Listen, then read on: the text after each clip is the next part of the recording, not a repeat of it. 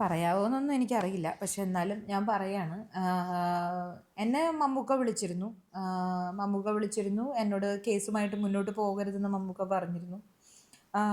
അദ്ദേഹം എന്നോട് ഒരു 3/4 മണിക്കൂറോളം സംസാരിച്ചു. പക്ഷേ ഞാൻ അദ്ദേഹത്തിനോട് ചോദിച്ച ഒറ്റ ചോദ്യമേ ഉള്ളൂ. മമ്മൂക്ക, മമ്മൂക്കയുടെ മകൾക്കാണ് ഇങ്ങനൊരു സിറ്റുവേഷൻ വന്നതെങ്കിൽ അവരോടും ഇത് പറയുമോ?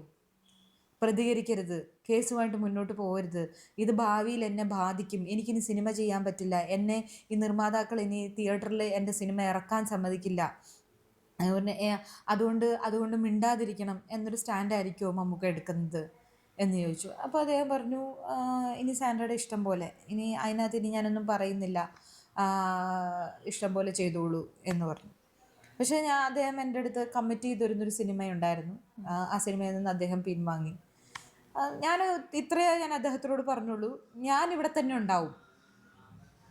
എന്നെ ഇവിടുന്ന് തുടച്ചു മാറ്റാനായിട്ടാണ് എല്ലാവരും കൂടെ ശ്രമിക്കുന്നതെങ്കിൽ ഞാൻ ഇവിടെ തന്നെ ഉണ്ടാകും എന്ന് ഞാൻ അദ്ദേഹത്തിനോട് വ്യക്തമായിട്ട് പറഞ്ഞു. മമ്മൂട്ടി എന്തുകൊണ്ടാണ് അങ്ങനെ ഒരു നിലപാടെടുത്തതെന്നാണ് ചിന്തിച്ചത്?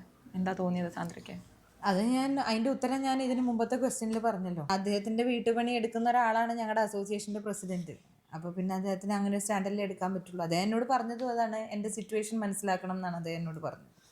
മോഹൻലാലിൻ്റെ പ്രതികരണം എങ്ങനെയായിരുന്നു? ലാലേട്ടൻ എന്നോട് ഈ വിഷയത്തിൽ എന്നോട് പ്രതികരിച്ചിട്ട്, പക്ഷേ അദ്ദേഹത്തിൻ്റെ ചുറ്റും നിൽക്കുന്ന ആയിട്ടുള്ള ആളുകൾ സംസാരിച്ചിട്ടുണ്ട്. അവരൊക്കെ പൂർണ്ണ പിന്തുണ തന്നിട്ടുണ്ട്. എൻ്റെ ഒപ്പം തന്നെയാണെന്നാണ് എനിക്ക് മനസ്സിലാക്കാനായിട്ട്. അദ്ദേഹത്തിൻ്റെ ഏറ്റവും അടുത്ത് നിൽക്കുന്ന ആളുകൾ സംസാരിക്കുമ്പോൾ അതിൽ ഞാൻ മനസ്സിലാക്കേണ്ട അദ്ദേഹത്തിൻ്റെ പിന്തുണ ഉണ്ടെന്ന് തന്നെയല്ലേ ഞാൻ മനസ്സിലാക്കേണ്ടത്.